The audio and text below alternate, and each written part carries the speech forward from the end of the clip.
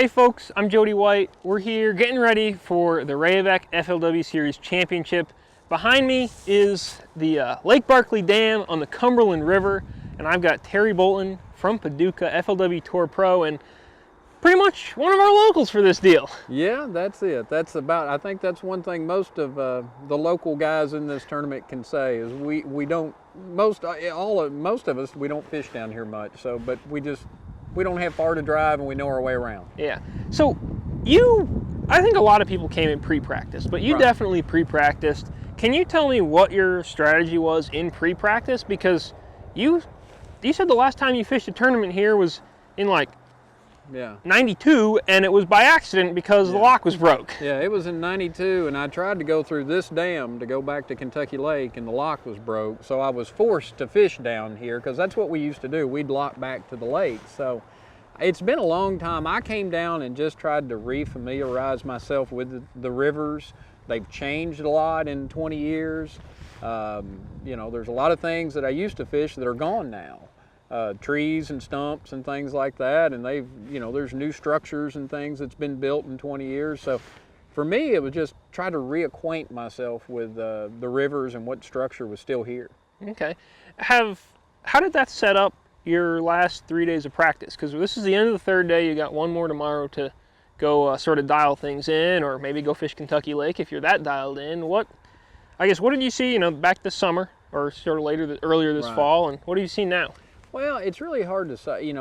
I've never fished the river this late. Most of my experience when it was here was in the summertime, so I really don't know what to expect in October.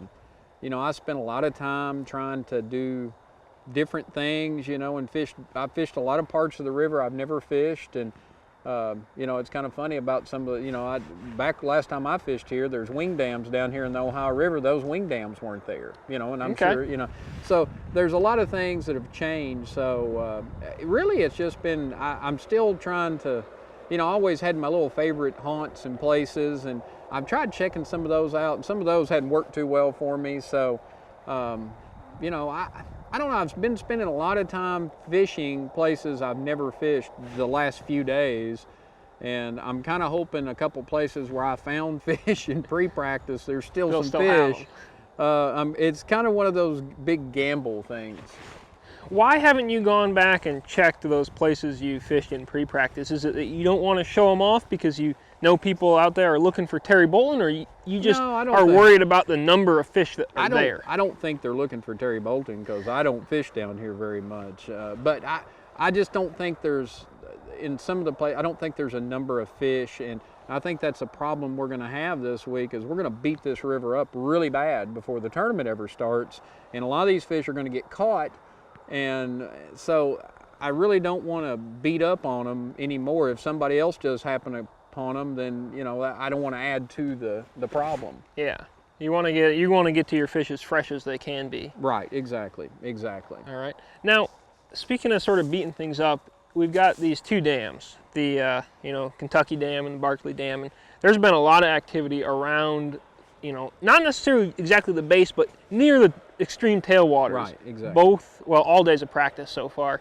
Do you feel like it's a strategy that people can win out of these dams, or is it going to take maybe some fish out of the dams, but something else on the main river, maybe Smithland Pool? Do you think it gets one right up by them, or is it get one deeper down? I think it gets one deeper down. I really do. I think it'll be one away from the dams. I think I think everybody's going to pretty well, beat those up before the tournament ever starts. I think, I do think Smithland Pool is a very good viable option, because I think what you're going to see, you may see a few more limits there, and maybe a guy not doing so well the first day, but the second day when he does it again, that's when he's really going to make his move. Yeah. And I think this is going to be a tournament of being consistent, because you're going to see some guys catch them pretty good the first day, and the next day they're going to zero or catch 2 pounds. So you got to be consistent, and that's going to be hard to do here over 3 days. Have you gone up and checked Smithland Pool out? Is that something you're planning on doing tomorrow? Not yet. I haven't. I'm going to probably go up there tomorrow. Okay. I guess my last question, the smallmouth are kind of the wild card in this one, or at least that's what it seems like. I mean, everybody knows there's big ones out there. is it a situation where, you know, have you targeted them at all, and are they an entirely different target from a spotted bass or a largemouth, or are they mixed in? I know they're usually by themselves. When you find the smallmouth, they're usually all smallmouth on these rivers. But you know, they're kind of fickle, just like everything else in this river. So I don't know. The smallmouth, if you can get a few of them to bite, you could conceivably only catch, say, 3 or 4 fish and be in really good shape here. Because of the right size. There's 3 and 4 pounders in here.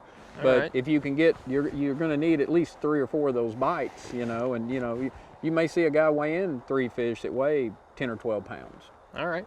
Well, Terry, it sounds like it's very complex out there. It's going to be a bit of a challenge, no matter. It's going to be a little tough. Yeah, no matter how it shakes out. But I think you're probably well equipped to do that. You've got some past knowledge. You've got some, you know, current knowledge, and you at least have probably a better feel for these rivers than most people do. Well, like I said, it doesn't hurt my feelings, I guess, to say I'm used to these rivers. They're very fickle.